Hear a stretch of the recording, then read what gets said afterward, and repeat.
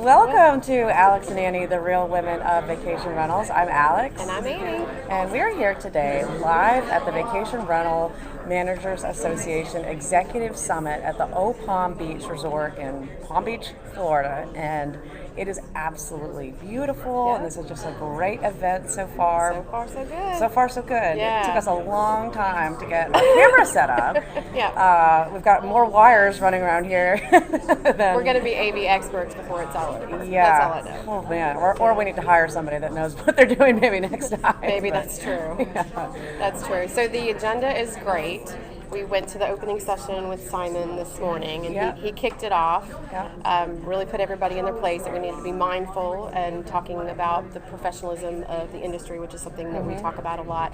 So the agenda is pretty packed on those topics. Lots of good things going on right now. Yep, and we are about to break here soon to get lunch, and then after lunch we're going to have people come up and just give us their take on the first day and share some interesting tidbits about what they've enjoyed about the show so far. So stay tuned. We'll be back.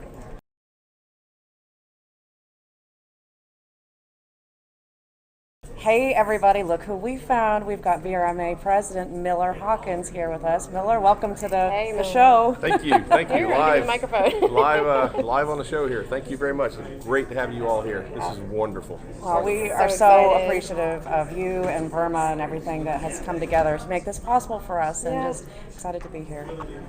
Well, thank you for having us. This is our first day starting off the show here. We've got 175 executives here, good turnout. which is it's our third annual show and summit, and this is the most we've ever had here. Wow. So that's great. We like to keep it small, executive level, and the agenda is on executive level and everything. And vendor showcase here is kind of small, everything. And we're at the Eau Palm Resort in Florida here, which is very, very exclusive. Very nice. Down here. It's very nice. So why don't you tell us, you had a little bit to do with this agenda, as I understand it. So you put some thought into the things that you thought were important to talk about and have kind of Simon facilitate conversations around. Yes. So maybe touch on the things that you feel for you are the most important, the takeaways you hope everybody gets. Well, from this the summit here, the agenda and the education sessions are not geared toward I don't want to down toward the housekeeping and the maintenance level. It's geared toward the owners of the companies and the executives of the companies. And like the first session we just had in there, we had two CFOs and the owner of Exemplify up there, and the CEOs. One of them was a CFO of a 23,000 property in England and New Zealand. That was Sykes Sykes, right? Yeah, and then the other one was the CFO of V-Trips, Steve Milo's company. And I was looking around the room while they were talking, and everybody's just mesmerized with what they're saying about mergers and acquisitions, and it was very, very high level content, which is wonderful. So throughout the whole conference, it's going to be on strategic plans. You're retaining employees, getting employees, possibly selling your business one day, and so on. But it's literally high level content here. So, and we've got all day today and a half a day tomorrow. So great stuff. You know what I love about this too? Everybody had a seat assignment, right? And so we did that so that we got broken up. We thought we were awkward. It was awkward. At first I'm like, why can't I They're breaking up the band. But it was great because then we did. You're supposed to talk to the people at your table and share your 5 biggest pain points of your business right now. Right, and meet people. And Simon, and we went high level getting Simon up there too. And everybody loves Simon, and he really keeps the energy in the crowd.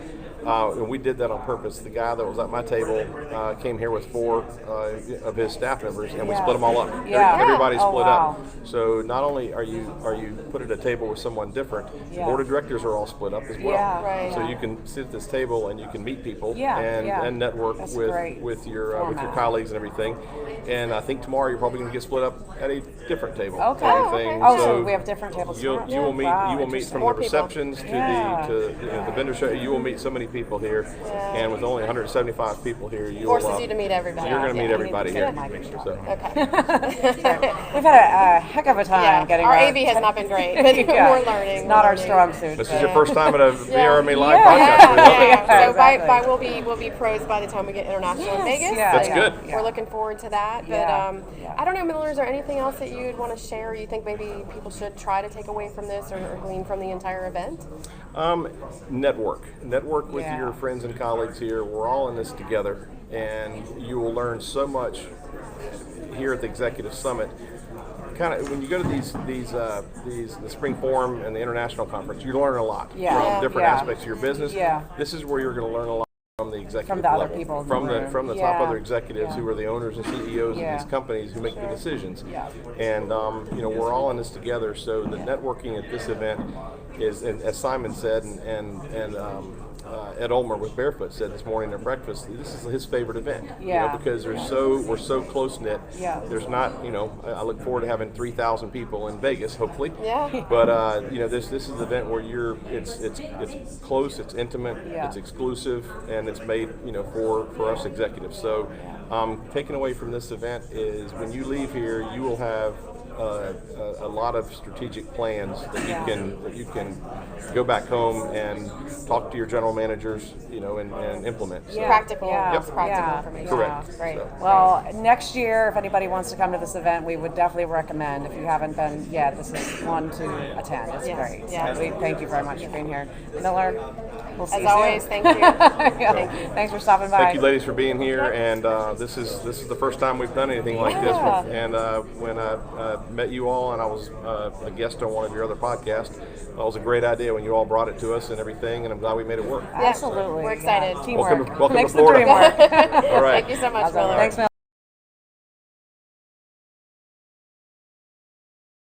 All right, we're back. We've got Robin Corrigan, who is CEO and co-founder of Moving Mountains. Robin, great to see you. Thank you. Nice to be here. Great to see you guys too. So you were on a session yesterday, very enlightening, very informative. I think it was great to have Simon ask you these questions because he knows a lot about your business. Right. So what we're talking to people about is kind of the takeaways. So you were on stage, you were able to give people a lot of information about how you do your business. But what do you think people should have taken away from your session? Well, I always think meetings like this are a really great example of how we share information, and I feel like we're collectively always trying to lift each other up. Absolutely. So I love to be able to talk about our company culture. I learned so much from my journey through vacation rentals, that power of culture as well, and how it's turned into something that it's not just something I talk about, it's something that my team even talks about back to me. So it's kind of fun to be up on the stage to be able to share that kind of story about how we verbalized it, how we visualized it. We have an amazing culture wall in our office, and we've opened 2 offices since we created that one. And it's the one thing my team is asking me about is when can you get the culture wall? And we're customizing that particular location. I love that. And so much of this summit has been focused around human capital, right, as Simon likes to say. And I think you guys have done a great job building that with your organization. And not only that, your quality product is second to none from what we've seen and heard. I mean, absolutely gorgeous, gorgeous homes in Steamboat and what's other We're in Steamboat and Banff and Beaver Creek, and recently we went to Breckenridge. So they're all beautiful mountain towns. They have, the traditional ski business in the winter, but what's been exciting about the last couple of years is how we always say you come for the winter, you stay for the summer. Yeah. And all of a sudden, it's like the rest of the world has figured out what we've all known for 20 years, that they're incredible places to come and just be in the outdoors. Yeah. And we have people showing up in April to hike in the snow. Yeah. It's amazing. Well, we're all about coming out to visit, so absolutely. One of the things we talked about yesterday, and we actually talked to Matt Durrette from Cozy Vacation Rentals. You talked about your net promoter score with your team, like your company. And you said that you got a lot of learnings from that, and that's helped you build and foster a good culture within your team. How do you think that that's going to evolve for other businesses, or maybe you should be using that to evolve their businesses moving forward? Well, one of my big takeaways was we really value using the net promoter score because you can kind of live or die by are we living up to the promise that we make to our guests? It's validated by that net promoter score. So ours are pretty off the charts, and it's something that I think energizes my team every week to see. We're averaging over 90, and I mean I have to say back to my team, it's like you need to know that in the world of net promoter scores, that's almost perfection. We don't think that we'll ever get to 100. I don't think it's possible because it's a very challenging business and there's a million different things that can go right or wrong, including like what Graham Donahue said yesterday. It's like there are people that sometimes don't even understand the survey questions. Backwards. There's got to be give some you the opposite errors score. there. So you have to take the rough with the smooth, and it's. So one of my big takeaways was yesterday's, not only should we be looking at the guest experience, but to go back to human capital, it's validating, well, what's my net promoter score with my team? And what's my net promoter score with my owners? Yes. And to be honest, my first question was, well, how do you even measure that? And how frequently? Because we survey every guest after every stay. So you can say, our current net promoter score is this based on the feedback that we got from the last guest that checked out. And to keep your team on point, it's important that they understand that you're as good as the last experience that the guest had. Right. So you can't coast on your review scores from last year. Right. You have to constantly, the consumer is saying, you probably have seen this when you go to a restaurant. You don't just look You don't want to look at something from 3 months ago. Review that was just last week. Yeah. That could be the old chef. Or Exactly. So that idea about surveying, I do want to know that my staff are happy and enjoying their job and feel satisfied and appreciated, and I want to hear about that throughout the year. And so I learned from Graham's sites about how they quantify that with their team, and then how they go out and survey their owners. Because I'm going to bring that back to, I 100% believe in the value of Net Promoter Score for guest experience.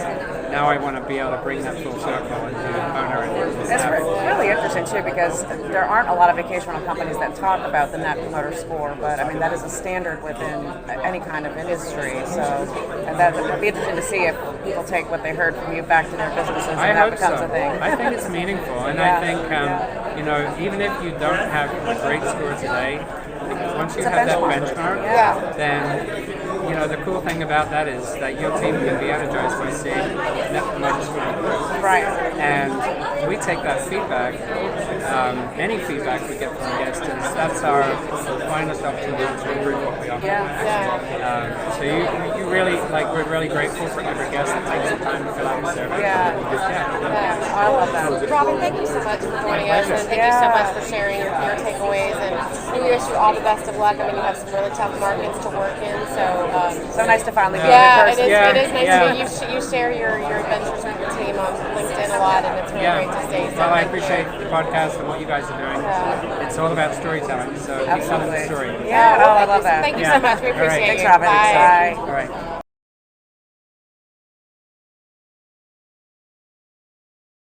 Welcome back. We've got Phillip Minardi, who is the Director of Government Affairs for Expedia Group. Phillip, welcome. Glad to be here. Thank you all for having me. Sorry, we have to share the microphone. We love the panel and the session that you were just on, and you had a great quote that you said, if you're not in politics, basically you have to be in politics now. Everybody has to be in politics in vacation rentals. It's not optional anymore. It's not optional, that's what it was. It's the name of the game right now. Yeah, I had a mentor that used to say, if you're not at the table, you're on the menu. Absolutely. Oh, wow. I like that. My mentor said that to me. Really? I love that. I love that line. Love that line. So what are the big things that you think our industry needs to be mindful of outside of being active? What do you think are the top 3 things that they should be focused on right now? Sure, I think getting active broadly is probably the most important thing, but I think for everybody to understand it's quite easy. It doesn't have to be difficult. As we saw in the panel, elected officials want to hear from us as an industry. We have an amazing story to tell as a category. And we should be telling it. We should be singing it from the high heavens. Right. So I think that's critically important. I think people need to be mindful that this is not something that is not going to come to your neck of the woods if it hasn't already. If you're in a traditional vacation market that you don't think that there's going to be regulatory discussions happening, history is prologue. It will come to your neck of the woods. It takes one change on city council, county council that can completely disrupt the market. In Myrtle Beach, we're very much a vacation rental destination that tourism is 100%. It's so critical to our area, but gosh, you can't count that it's always going to be there, and taking the right steps now to inform everybody. I think it's great that Expedia obviously cares so much about this too, that they have someone in your position that this is a full-time thing.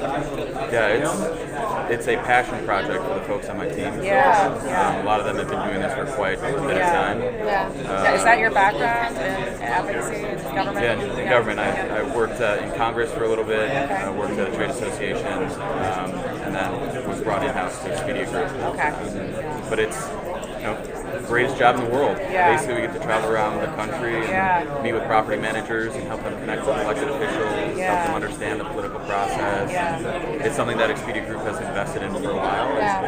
It's something that the company sees as a top priority. Yeah, and I think that we were talking about this off camera. The great thing about Expedia is that they are so engaged, and I think that other channels can follow suit and be more involved and bring more voice to the issues that affect literally all of us. Right. So kudos to you and your team, and obviously to Expedia for being a part of the solution and not part of the problem. We appreciate that very much. Yeah. Right. Well, thank you so much for being with us today, Phillip, and good luck fighting the good fight for all of us. Safe travels home. You Thank too. you. And we'll see you in Vegas. Absolutely. Oh, of course. Yeah. Perfect. Wonderful. All right. Thanks, Phillip. Thanks, everybody. Have a good one.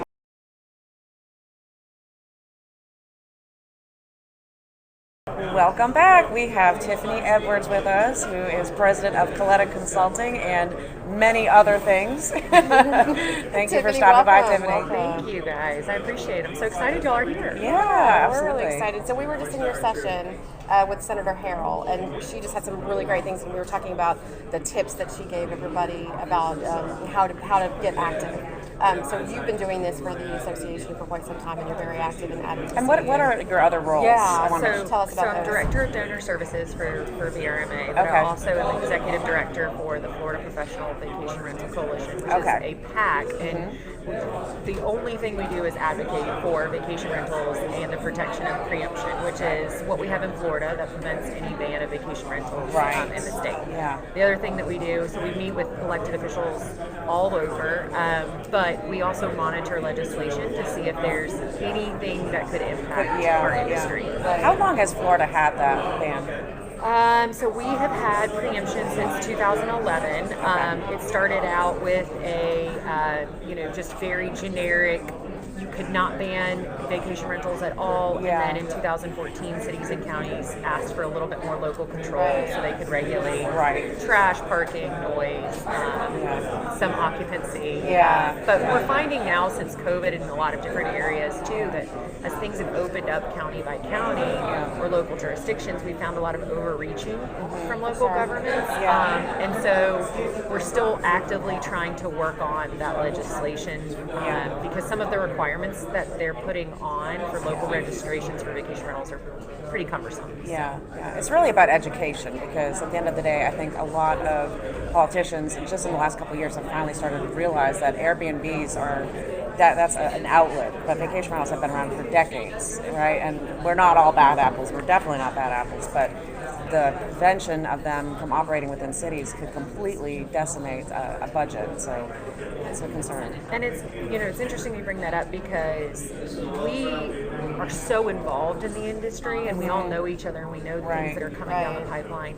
What we don't understand is that most legislators have no clue about the nuances of our business, right? And so there has been an overall understanding of marketing as Airbnb or Vrbo, and not understanding that those are vehicles that we sometimes use, but they're not what we do, and they're not our policies and procedures. And so having to delineate that is really important. We had a meeting, our PAC had a meeting with Governor DeSantis a couple months ago, and we had to physically explain, like, we are not Airbnb. And this is, or these are the vehicles that we use, but these are the locations, and we live in a lot of these communities, and it's important for a lot of elected officials to understand. Absolutely. So I know within Florida we struggled, when everything shut down in COVID, but then Governor DeSantis let the hotels open, and we were all just kind of like, wait a minute, this makes no sense. And I remember talking to Jason from Key Data, and he said, and I was just so aggravated about it. Everybody was trying to make the point that we are fine. We're the best part of the industry to be open for this. And he said that just talking to governing states, like he just didn't know. And it was like, I think that's the problem is people don't know what they don't know. There's somebody in 38 that got together the group that wrote that letter, I think, Jason, right? Was it Jason? So I was actually part of with it. Okay. them. I remember reading that letter and I was just like, oh my Very well god. written. We were on a call every morning from the time we shut down until almost that Memorial Day weekend. So there was about 5 or 6 of us on a call every single morning. Wow.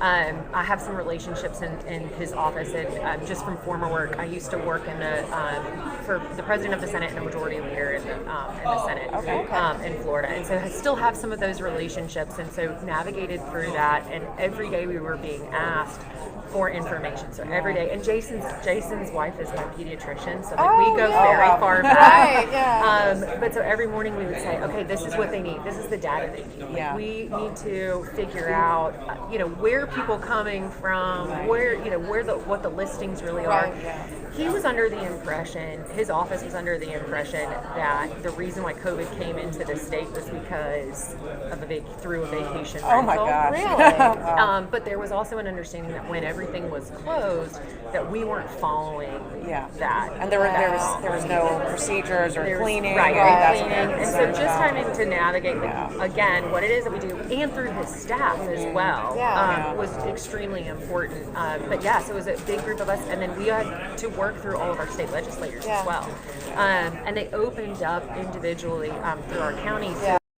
To really work with those county commissioners to get that package, to get it ready before Memorial Day weekend, where we were all in trouble. I mean, it was a scary time. Well, and I remember working with the Panhandle groups that I work with, and it was just like, okay, well, if they come from Louisiana, you can't allow them to stay here. So then it went down to as granular as the homeowners associations having security to make sure that if somebody showed up with these license plates, they weren't allowed on the property, and it just really got to like, what kind of world are we living in? Right. So, but I do think again, COVID gave us a really large platform and a voice, and so you've been incredibly active, and like kudos to you and all the people that you're working with.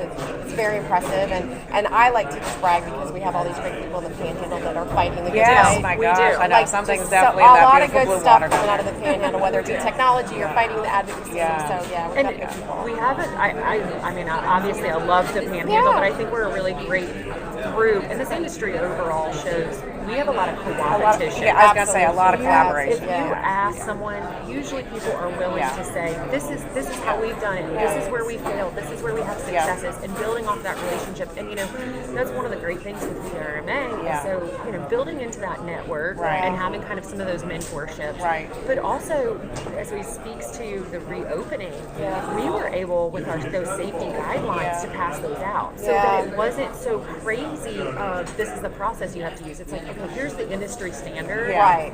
The county can back behind it. And so we had a lot of counties use the VRMA's opening cleaning standards. Yeah, they did. So I think we have a big fight ahead of us still. There's a lot of stuff that's coming, and I think to the point that we talked to a couple people. You can't act like it's not going to be coming because it is coming. Right. So I think again, you're doing great work. VRMA is doing great work. We just talked to Phillip Minardi from the Executive Group. Yeah. They are doing great work, and I challenge other OTAs to be part of the conversation as well. So thank you for joining us. Thank you for everything that you're doing, and we will see you in Vegas. Thank you so much. 3,000 people, right? Yeah, I know. This is 150. Test run. Yeah. Thank you, Tiffany. Thank you. Bye.